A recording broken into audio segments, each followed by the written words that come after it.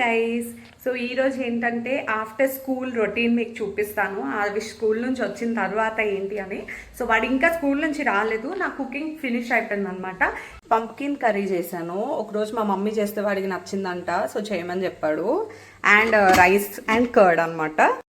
School van పెట్టేశాము, school వ్యాన్లోనే వెళ్తాడు అనమాట రోజు. సో వచ్చి ఆ రోజు సివిల్ డ్రెస్, అందుకనే అలా యూనిఫామ్ వేసుకోలేదు. అండ్ వాడి కోసమని కర్రీ చేశాను కదా, ఆ కర్రీ అని చెప్తే కొంచెం అల్లరి చేశాడు. ఎందుకో స్కూల్ నుంచి వచ్చినప్పటి నుంచి కొద్ది పేచీగా ఉన్నాడు అనమాట. సో ఫుడ్ పెట్టేసిన తర్వాత పడుకోబెడతాను అనమాట. ఒక 1 hour అయినా పడుకుంటాడు. ఆ టైంలోనే నేను నా లంచ్ చేసేస్తాను.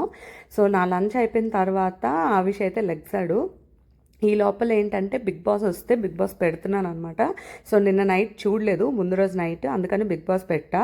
వాడు పడుకున్నప్పుడే నెయిల్ పాలిష్లు ఇవన్నీ నా పనులన్నీ ఫినిష్ చేసేసుకుంటాను. See you all in the next video.